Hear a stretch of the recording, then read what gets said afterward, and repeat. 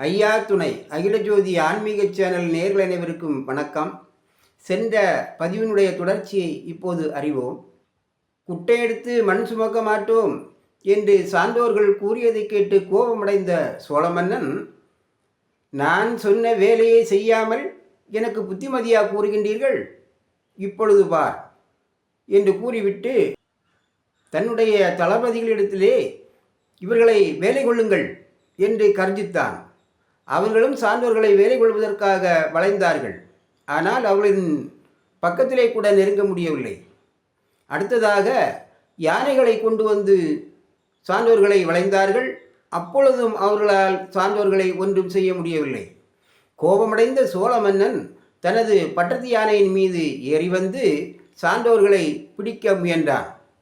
தனக்கு பலவிதமான உதவி செய்த மன்னன் என்ற நன்றியோடு சான்றோர்கள் சோழனை எதிர்க்காமல் அமைதியாக நின்றார்கள். உடனே சோழ மன்னன் ஒருவனை பிடித்து கொண்டு வந்து, நீ குட்டை எடுத்து மண் சும என்றான். அப்போது அந்த சான்றோர் மண் சுமக்க மறுத்தார்.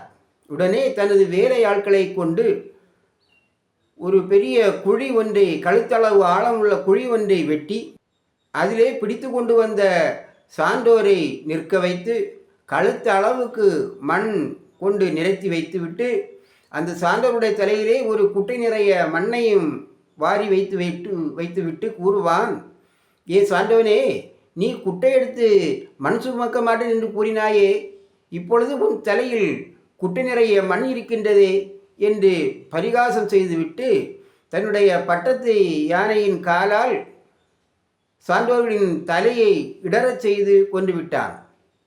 மற்றொரு சான்றோரை இதுபோல பிடித்து கொண்டு வந்து இதுபோலவே தனது பட்டத்து யானையை விட்டு இடறி கொண்டு விட்டான்.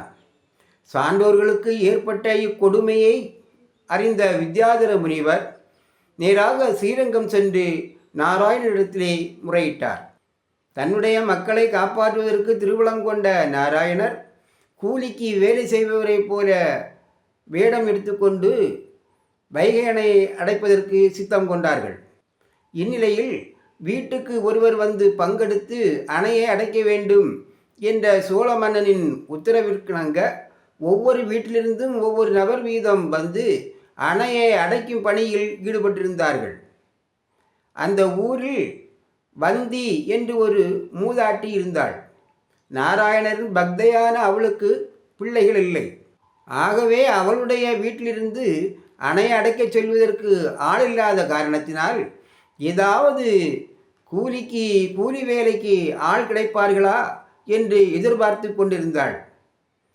அந்த வேளையில் யாருக்காவது கூலிக்கு வேலை செய்ய ஆள் வேண்டுமா என்று ஒருவர் கூவிக்கொண்டே அந்த தெருவழியாக சென்றாள். இந்த சத்தத்தை கேட்ட வந்தி கிழவி ஓடோடி வந்து தன்னுடைய சார்பாக அணை அடைக்கும் வேலைக்கு செல்ல வேண்டும் என்று கூறினாள். உடனே வேலையாள் அதற்கு ஒப்புக்கொண்டு, தாங்கள் கூறும் வேலையை செய்து முடித்தால் எனக்கு சம்பளம் எவ்வளவு கொடுப்பீர்கள் என்று கேட்டார். அப்பொழுது அந்த மூதாட்டி கூறுவாள், மகனே, மற்றவர்களைப் போல உனக்கு சம்பளம் தருவதற்கு என்னிடத்தில் காசோ பணமோ இல்லை. ஏதோ வயிற்று பிழப்பிற்காக புட்டு அவித்து வியாபாரம் செய்து வருகின்றேன். தினமும் 101 புட்டு அவிக்கின்றேன். அதிலே ஒரு புட்டு உதிர்ந்துவிடும். மீதமுள்ள 100 புட்டுகளையும் விற்று நான் வாழ்ந்து வருகின்றேன்.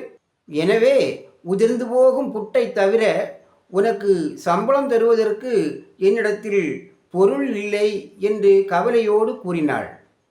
இதனுடைய தொடர்ச்சியை நாம் அடுத்த பதிவிலே அறிவோம். ஐயா துணை.